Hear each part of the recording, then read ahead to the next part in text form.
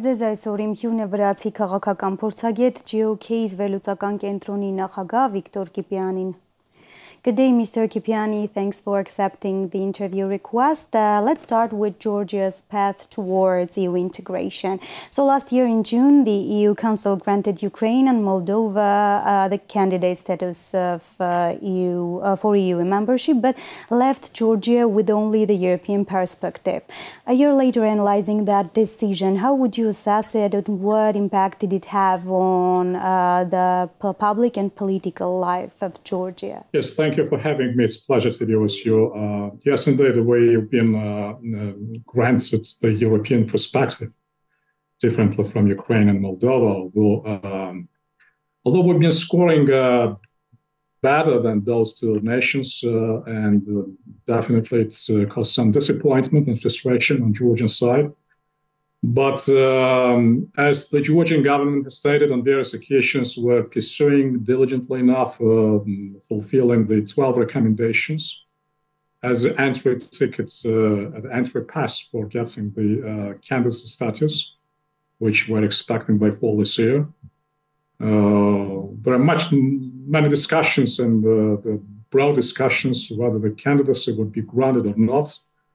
As we're saying, in this volatile time of geopolitical turbulence in the region, that decision should also be judged from the geopolitical point of view.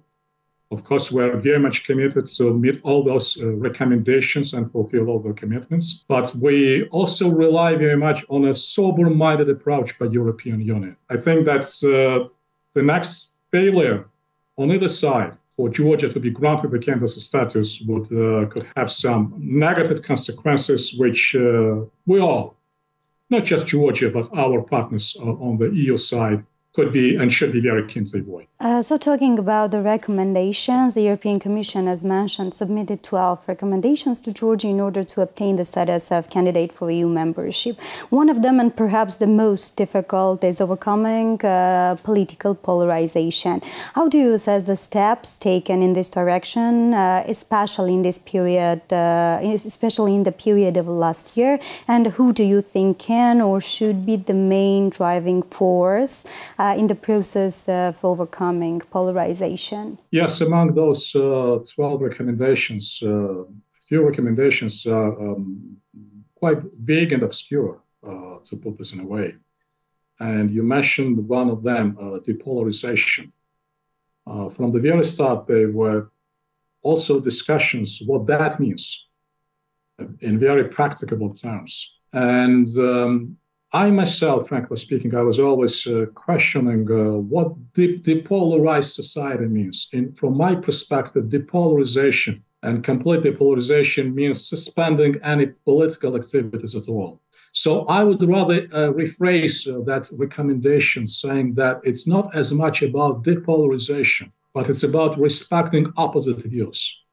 It's about eradicating radical language and radical narratives. So that probably would be the best formulation and the best phrasing of depolarized society, which means de-radicalized society, respecting each other, working along each other. So this is on the substance of that recommendation. As to the practicalities, as I'm always saying, on the street is always two ways. Of course, the prime responsibility lies with the ruling party and with the government. But it's also, if we take the concept, the modern concept, what the power means, it's not just the stakeholders on the decision-making side. It's also about decision makers or stakeholders on the opposition side.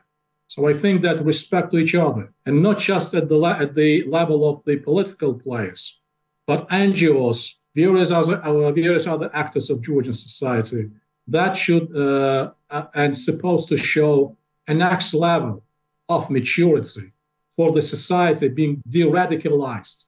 And I'm re-emphasizing de-radicalized, not depolarized, but de-radicalized. So again, my expectation, and fingers crossed, that a flexibility by European Union would also be considered and taken into account. especially when we consider the modern world. We see many transition economies or many mature societies, which always fell as a victim to the so-called polarized society. And so make no mistake, countries in our region are no exception, unfortunately no exception to the common rule. So again, we're all on the same page, the EU and Georgia, and our expectations from Georgian side that the substance and the real meaning, what that depolarized society means, would be dealt as practicably and as reasonably as possible. And Mr. Kipiani, a new decision is expected at the end of the year regarding granting Georgia the status of a candidate for EU membership. At the same time, contradictory impulses are observed from the various European circles.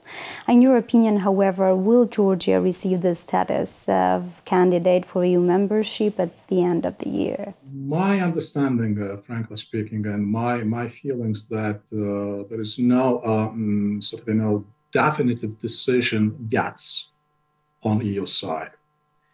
To start with, we still have some time along the road and down the road to go ahead with fulfilling those recommendations. We're reporting on various occasions on the progress of fulfilling those recommendations. I think that our partners in the EU are waiting patiently and waiting with complete understanding where we would be, say, by end of September or by mid of October. Probably by that time, we would have a better indication and better understanding where we're heading to and what could be the realistic expectations from EU. It is also important, and just in a very few words, not to turn into the monologue, that Georgian story of getting candidate status, it's not about Georgia only. It's about EU investing into Georgia for many, many reasons. Investing in many respects, in terms of political support or soft power or security, etc., etc. So, I mean, that success should also be treated as a success of those investments and those efforts by our European colleagues. And one more, if I may, to expand the issue. It's not also about Georgia getting an entry ticket to EU. It's also about the region. So whether Georgia would be granted candidate status or not would have a ripple effects, we believe so, for the other countries of the region, including Armenia. So that could be a good indication and a good demonstration how much EU is committed to support the region and to what extent the EU is ready to be engaged with the region. So, as I said, it's not just a standalone Georgian case. That would have a broader and much wider implications. And Mr. Kipiani, let's also talk about the EuroAtlantic integration process at the NATO summit in Vilnius. We also witnessed the decoupling of Ukraine and Georgia. How do you assess the results of this summit? The Vilnius summit produced confused feelings to start with. We also certain dissatisfaction by Ukrainians, which is well understood because the nation is embroiled into the full-scale war, and the expectations of the formal results of the summit by Ukrainians were much bigger, which turned out not to be the case. As for Georgia, let me be very honest. We did not get any lesser, and we did not get any bigger of what we were supposed to expect. Developments on the region and possible expansion or enlargement of NATO is still much changed. Very much depends on the outcome of the war in Ukraine. That is one of the reasons why we're saying these days in Georgia that the war in Ukraine is not just about the war in Ukraine. It's about bigger and broader consequences, about the geopolitical destiny of the region, especially of those countries who were hanging in the conditions of geopolitical vacuum for more than 3 decades after the dissolution of the USSR. And those countries in particular are Ukraine, Moldova, and Georgia. And one more, if I may. As we are also revealing on various occasions, our civilizational choice is clear enough, and that choice is with EuroAtlantic community. But the dedication by Georgians who are punching above their weight and shedding, their blood or tears or spending all the efforts to be a fully fledged of that community is not enough. We well expect the realistic approach by the NATO. We well expect that the decisions should be politically bold enough. Although we realize that decision was enlarging NATO or granting the map status to Georgia, as I already mentioned, is highly dependent and highly subject on the developments on the ground, on the battlefield in Ukraine. So we're waiting for the patience. We're doing as much as we could, but we're also morally entitled to expect a better quality decisions and a more dedicated decisions by our NATO colleagues as well. You talked about EU commitment, but recently there have been also complaints from Europe and the United States regarding the development of economic cooperation between Georgia and Russia. At the same time, it should be noted that Georgia's GDP growth in 2022 was 10.1%, which is quite an impressive result. Is the process manageable, and won't the international partners' complaints grow into problems? What do you think, Mr. Kipiani? Look, trading was such a big neighbor and big markets as a Russian market is a normal practice, and honestly cannot imagine any type of Georgian governance rejecting or giving up that unique opportunity. In a way, this is the rational and pragmatic approach to the issue. And in my understanding, based on my communications with various colleagues of mine in the West, they treat that approach with appreciation and with understanding. So the issue is not about Georgia trading with Russia. It's not about Georgia not cutting off economic ties with Russia. The key issue is whether Georgia is helping explicitly or implicitly Russia to bypass international sanctions. On a continued basis, when it comes to the financial sanctions or any other types of sanctions, the formal responses which we're getting from our partners in the United States and in the European Union, they're saying that now we're completely satisfied how much Georgia is implementing its international obligations in terms of not helping Russian sanctioned companies on Russian sanctioned actors to bypass sanctions. So this I think, the two sides of the coin. One side is the trade, which is normal in all possible scenarios, and another side of the coin not to trump the obligations which the international community, although we've not joined those sanctions, but as a responsible member of the international community, of course, we're morally obliged to pursue, especially in the context of that civilizational choice, which I already mentioned, becoming the member of EU and becoming the member of NATO. So again and again to repeat, regardless of rumors, regardless of speculations flying around, there is no formally based, formally grounded accusation or any statement by any of international partners saying that Georgia is in breach of those international commitments. And Mr. Kipiani, in recent period, we also witness a significant increase in tension between Georgia and Ukraine.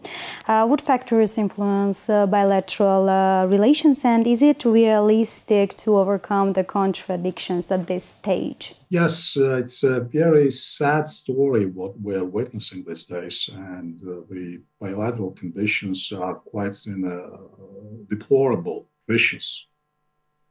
Well, I always try, like many of my colleagues, to treat that question as carefully as possible. As we're saying, we were appreciative of the fact that the leadership of Ukraine is under the big strain of leading their country in the war, and of course, all our credits and all our moral solidarity goes with Ukraine and with the leadership of Ukraine. At the same time, however, I should say that various statements and various actions by Zelensky's governments, and the last was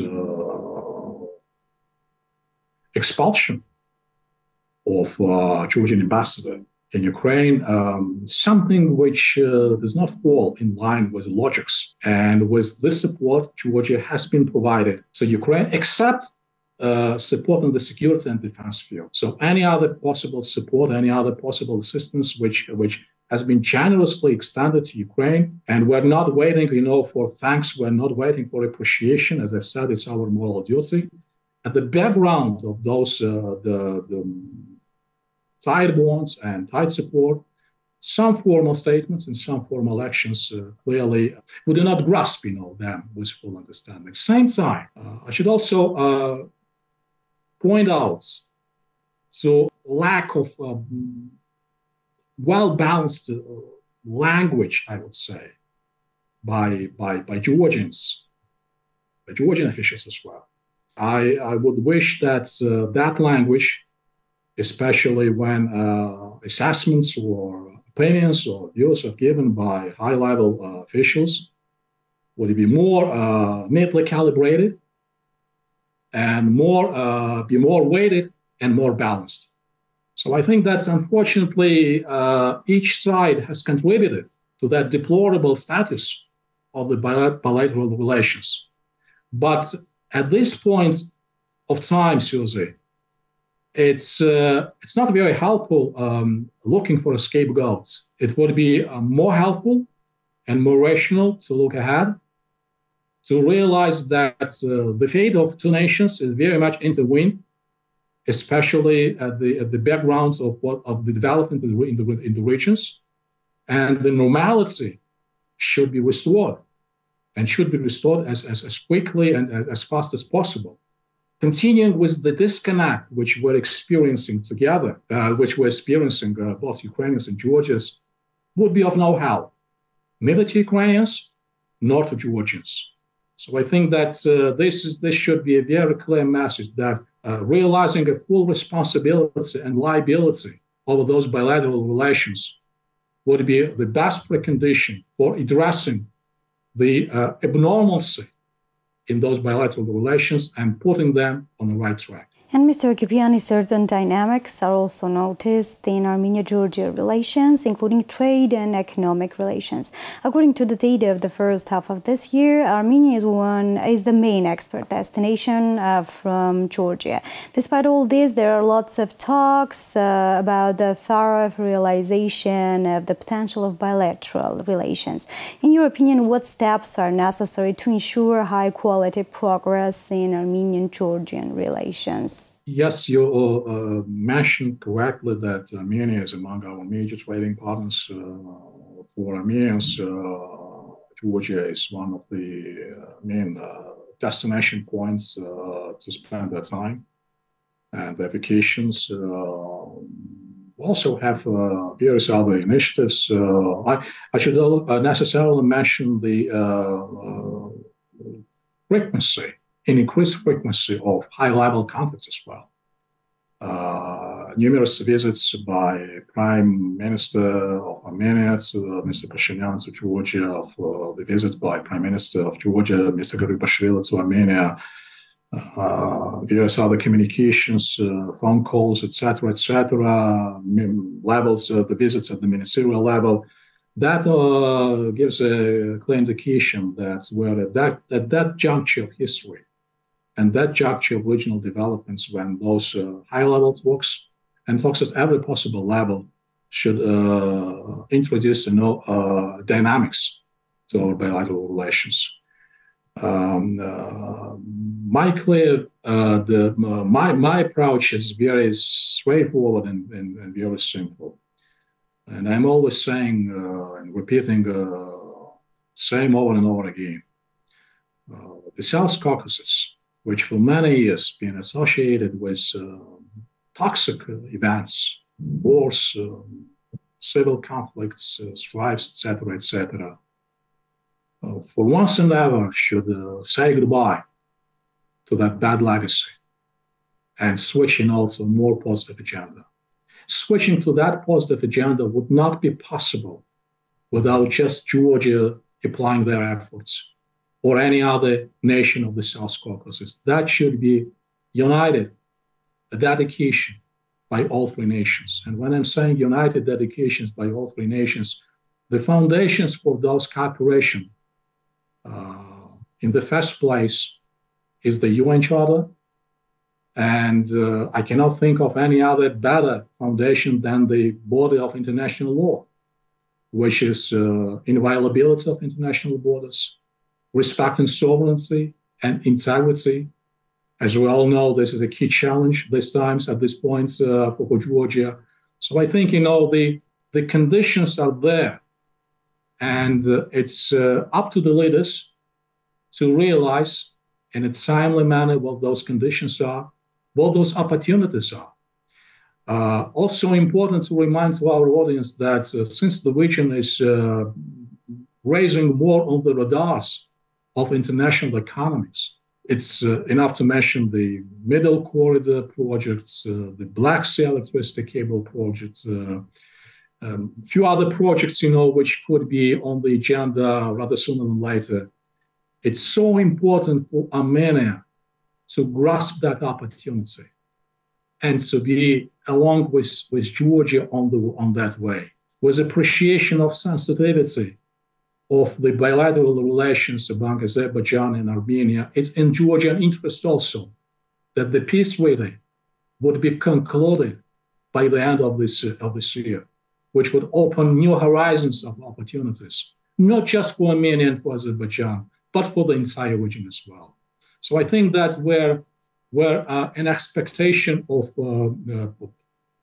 hopefully positive developments, and our inclinations should be as positive as possible to crystallize those potentials on the ground to the largest extent possible. Mr. Kipiani, interestingly, you urge to focus on the positive agenda, but of course you see what is going on in the Nagorno-Karabakh.